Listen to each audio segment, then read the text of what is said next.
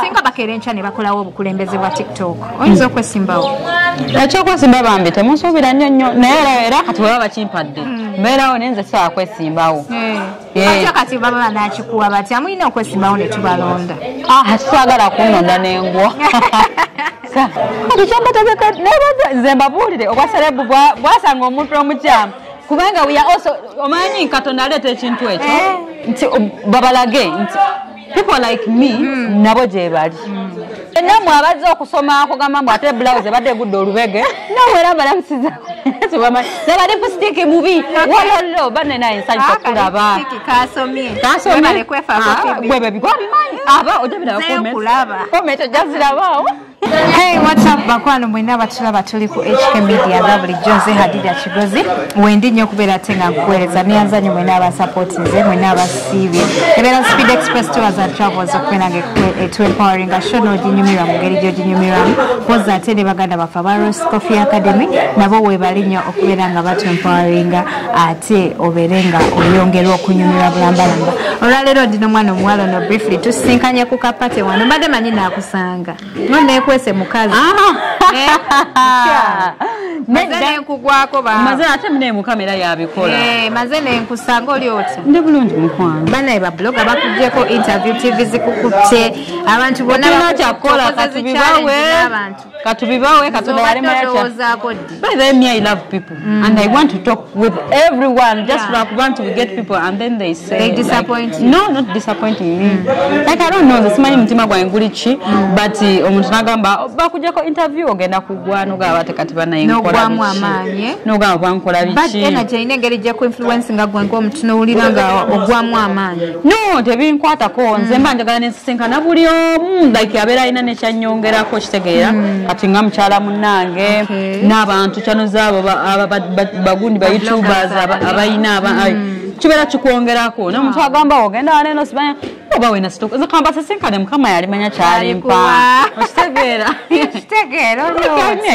ndi bulungi oli fine naye olabika bulungi munnange okuabanga mambu zimaya mundabika bubi amambu ndabika bubi nedda mukwano nze nkutuseeko olabika bulungi sibanya abasimu yange nzalawa mbune kyasimu yekulabisa bwerabika endabisa kati ne baŋŋamba mbukugwerabayo ofaanana mbu sikini yonfu mbu amasikini yange enfu nnyo bwetyo nedda mukwano si nfu nze ndi naawe ntudde naawe saawe okiwulidde ani akumalamu amaanyi abaana abawala bannaffe ne kati mwamma kati waliwo ebintu byonza ogamba munno okitegeera omuntu omulaba alina ssente afubye ogula ekizigo kinaaguze ekintu kiganye kati nesaleko omuntu entambulirewo kati nga onogaba omuntu enyindo nnene enyindo akola atya yeyo Katonda gye yamuwa yeyo alina okubeera naye okiwulidde kyekyo nkitegeera sako baloko yajulira kubatwala ku HK Media bannanga bali ku HK Media mbandiza nnyo wano eno anti kati mbadde ngenda tandika ku Pheobe 971 nabikwata yenzo wammwe nakwata bikwate ani abimpa oyo ogundi the news anchor yangamba wokayo ino kogera motuka boti ngogamba ngokabagamba ngobagamba ne ka subscribe sikera bila mama byonna nobikola byonna nembikola byonna nobiyiga obukosa so mbaniriza waneno ya ku channel ya Hadija mubale kumuwagira so kane baita kupate mwenane muso kane mumbadala kubadala yali taimu inzo tokuba ku Sunday program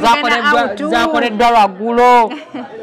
program zakoleddwa lwagulo twabali akemere twanyumirwa nnyo sina kye nsobola kugamba ndoza bu video wabulaba bulungi ku TikTok nabulaba naye nga twaba misinga nnyo yibambi twakubisinga kubanga time gye watugambiramu nga we can't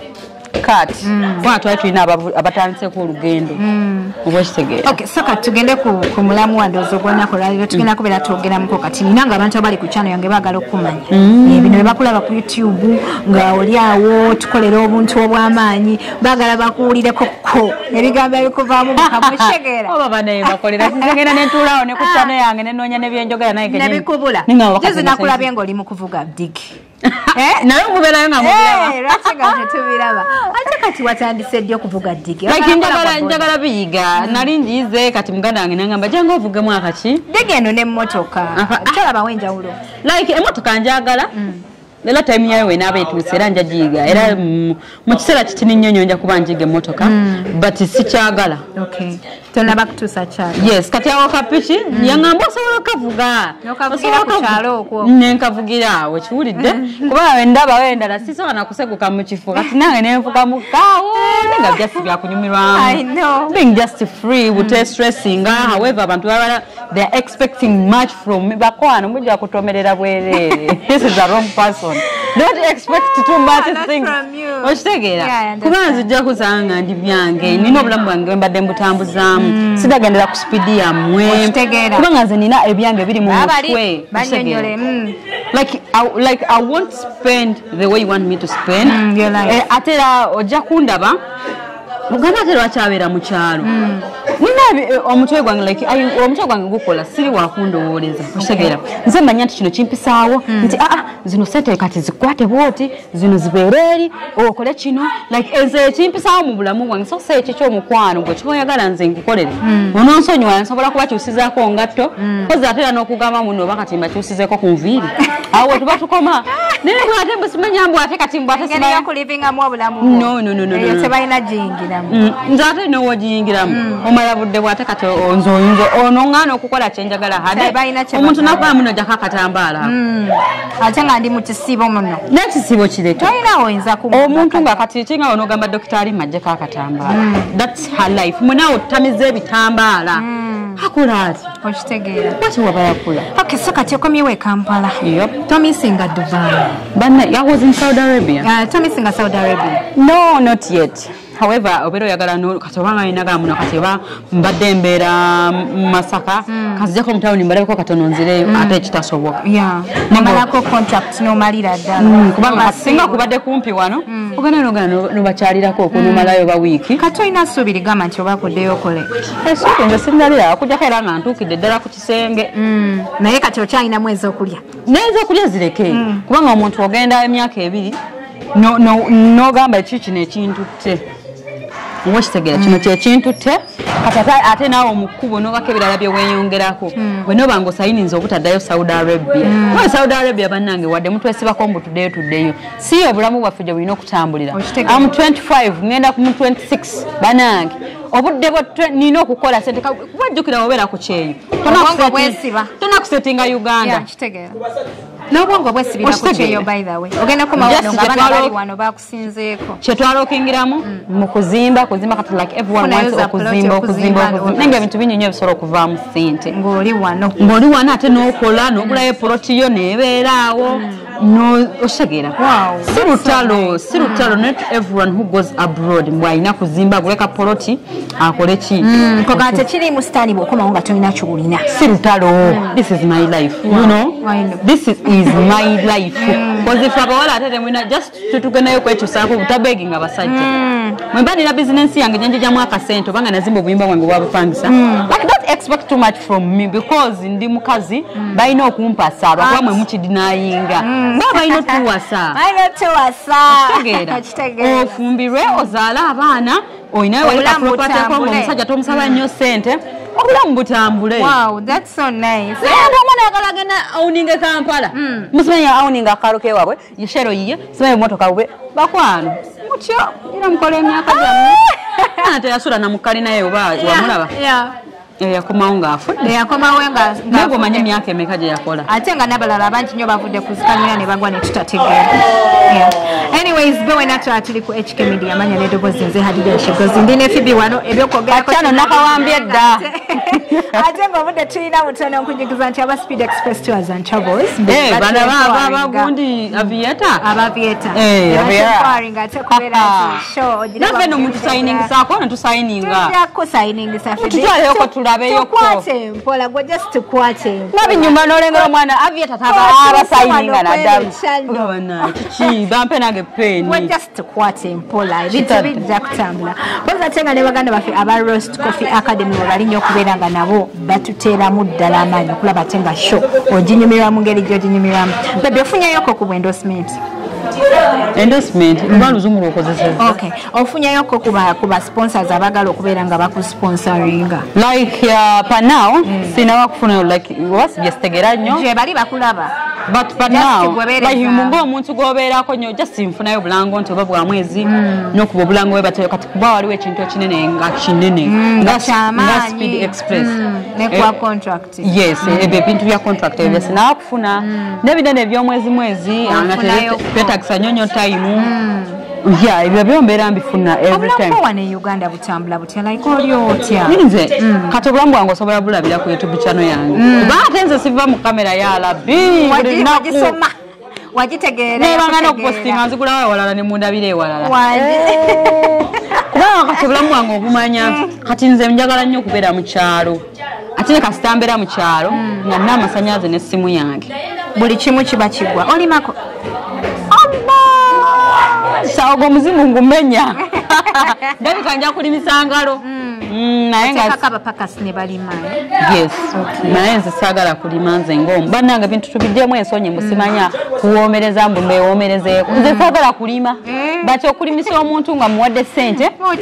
nkisobola naye nze mbu nkwate enkumpi nze nnime zino engalo wapi but that's my life like njagala nnyo kubeera mu kyalo I want to be free sagala tambulira ku pesi sagala kuspendinga sente zange ate bannange okimanyi tino kati ofuuse famous like abantu bangi nnyo I don't know so many people like abantu they look up to you abaana abato like bakwegomba abaana abato yeah n'abantu n'abawala bennyini bakwegomba kozi buli omu ayagala okubeerako ku TV ayagala okujjako ku HK media wano ayagala okugendako ku media z'enjawulo ne watere gubulumba abantu ne bwatomera okiwulira omuli feeling otya like me I don't feel like anything you feel normal owulira ng'oli wa bulijjo kubanga olaba nze ate okwaserebu tebutandise kati ku ssomero gye nalinga ne nasomeranga nga ndi serebu ng'oli kingo like I was very popular like even teachers like I was nga kiki ekikufuula popular kuba buli muntu ng'oli intelligent no nalinga gundi saali sikulembera nalinga mbeera mu baddako bano aba from 10 to 12 when kyenakola ennyonyi ekyamaanyi nabeerako omukaaga kati nyensembula mbadde okuva mu siniya mbeera wakutalaka mu ssomero wakaluubirirwanga nnyo mu subjects ezimu nga nze nina subjects ezankaluubiriranga ku ssomero nga bw'ozimpa sisobola zikola nga kweganga nkaluubirirwanga mu maaso kati okwo okubala ko bambi babivako kuba balinga bakuba musimanyi nasomera mu ssomero eraga mu kyalo nasomera ku St Joseph's Nazigo RC ne kati secondary nensomera ku St Andrews Kabimbiri nensomerako ne ku Yale High School yes okitegeera naye nga nze math teyali mulungi naye nga te physics nalinga mwagala ye nali mwagala kyovola bannamukola ate ye math twalizaamu wali olina kuba mu sayansa kyali kinyumira bunyumizi naye nga si kyenina okubeera mu kasita akamuyingire wajjukira physics mulimu definitions ate ezo calculations zalinga osalawo calculations zosobola nti nze nali nsobola nnyo electricity it means nali nkola agriculture nenkola ne physics electricity ng'olwo njagala bwa makanika nga binyumira oyagala kuba makanika nze nali ngenda beera makanika dureva okay kati tulabe TikTok eno tugenza ku bulambo bwa TikTok katini TikTok eri etya ekututte etya bebimanyi naye nga zeze wendi nja besi bako kuba like TikTok bakuvuma nze saga akuvuma entalo za TikTok ozirwanya otya kuba tulaba abamu bavaayo ne bakaba kastantu kango oli ku tere nga nkublocking ebisiganda sibiwuliriza bonna bali mu blocking section comment toziyisaamu comment zoziraba ate abayekera ogenda okusanga abayekera bamugambye ofaaki kati akola atya okitegeera kati ngankayana naabo ngaabayekera gye bali awo mu komenti sitera bifaako nnyo ate lwakuba muno nkomyewo bwero oli nawulira nga akunoonyako akaku baithe sikwewana bwewanyi sirina mpalana abo beekaka bwekasi mulaba nga akunoonyako akantu akogereko kubanga nakomyewo eka njogereko ku negativity yange naye nga tagiraba nekala nga takumanyi naye nga ayagala naye akole relevance abeerewo bamulabe nti waali ate bambi sijja mufaako ate mune tunamusuula okitegeera kati tukulabe ng'oconnectinze ne batiktoka bannoobo abawala kulabeko mu video z'abawala batiktokers bennyini waneeno abantu tebaagala kwesapootinga omuntu bw'aba alina youtube channel toyagala kukyaza wa youtube naye kati gwe ng'omuntu mukoze mutya okubeera nti no mulina ogwo omukwano mukolagana nkulabeko ne Dr. Lima nkulabe ne Asha nze njagala okuconnectinga n'abantu bonna however bavuma mukwano sirinaawo katebeko okitegeera gwe omanyi nti noovuma omu olinayokko abantu b'olinamu akakubagana nabo mu tiktok like tetukubagana bwe bato buli omu bamubuukira abo mbeera sikolagana nabo kubanga bw'oba obuukira mukwano gwange omanyi obimanyi omulabe wa mukwano gwo abeera mukwano gwo si kulwa kubanga nti alina kyeyakoze oyinza okutogera naye nga tomulinako buzibu simuvuma but I don't connect with her okitegeera simuvuma but mba siconnectinga naye kati abo era mbeera sirina kyabakola but I love to njagala nnyo ne tukuŋŋaana kati ng'abawala betevumangako nga tuli kubanga abawala basinga bonna mikwano gyange okuggyako oyo omuntu omu oba ababiri oba abasatu jasindoza bayinza kuba bali basatu kati bonna manjagala ne tukolagana ba tiktokers lakini ne twesanyusaako ng'era bw'olaba abayimbi abazanyi ba firimu ba youtube ba tiktokers naffe tube nga tukuŋŋaana nti omuntu baba twagala ne ku challenge tukiikamu buyisi oba okitegeera like nze bwendaba singa bakeera enkya ne bakolawo obukulembeze bwa tiktok oyinza okwesimbawo ekyokwesimba bambi temusuubira nnyo naye era kati bweba bakimpadde mbeerawo naye nze sisobola kwesimbawo atya kati baba banakikuwa batya mulina okwesimbawo ne tubalonda tetwagala kunonda n'engwa twagala kulonda n'engwa naye baba bakimpadde nze njagala nnyo nemba nga oba babakiyita batya nga gweoli awo gweno obwere oli awo olinga omukulembeze olinga tali mukulembeze oli awo obuzaabuza ate ng'ojja connectinga na buli omu nze kyenjagala so kati mu myaka nga kangamba ebiri maaso ne tiktok eno kuba kati platform gye tulinawo ebbanga olwaleero weerabanga ogenda kuba otuuse waira kiki kyotutegekedde ffe kuba kati wafuuka brand namba kati kyambategeka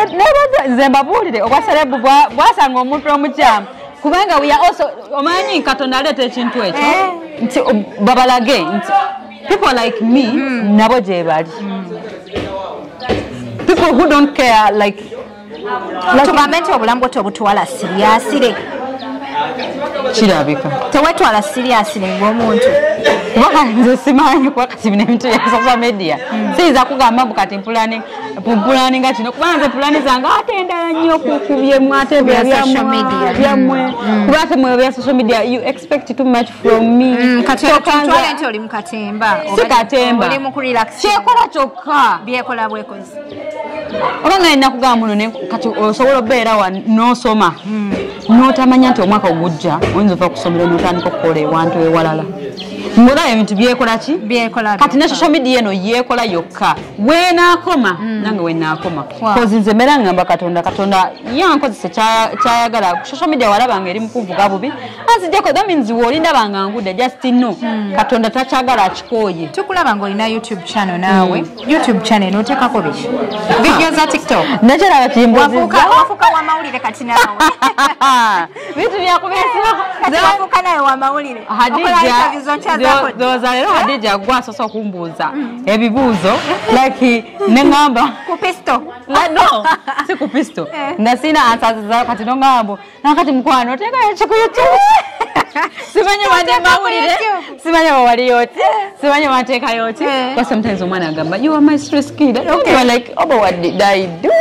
nga tomanyi nga simanyi kati okumala youtube channel yange ojja kusangako eggulire ojja kusangako ndigundi loya wabakadaama ojja kusangako nti Pheobe ebyange kati munnange nze simanyi nange katonda y'amaanyi sibula abantu tube wano bannange mwebale kwagala hada ekigozi era mwebale kulaba show ye namwe abazze okusoma akugamba mbu ate blouse ebadde egudde olubege namwe era balamusiza nabali pusitiki mubi walolo banne naye nsanyusa okulaba kasomye gwebe bigwa bimanyi aba ojja biraba komenti ojja zirabaawo Nenga tubagala nnyo era goodbye. Anyways, bakwano ngenda basi bulonako ralero. Thank you so much for watching in. Tuli powered by Speed Express Tours and Travels. Basangibwa Dubai awo mu Abu Dhabi webali e Rwanda webali na wanene Uganda awo ku Uganda House ku Kampala Road. Bakolera ka visa akalungi ennyo ate ku discount esinga okubeera ennungi akakutwala e Dubai. Bakolera hotel booking, bakulambuza buli wamu ate bobeera musanyufu nnyo. Poza tenga ne baganda baffe aba Roast Coffee Academy webali nyawo mu Abu Dhabi webali e Dubai webali wane Uganda awo e Najjana Nkumbi. Bakubangula ate nofuuka barista atuukiridde. Thank you so much. See you again.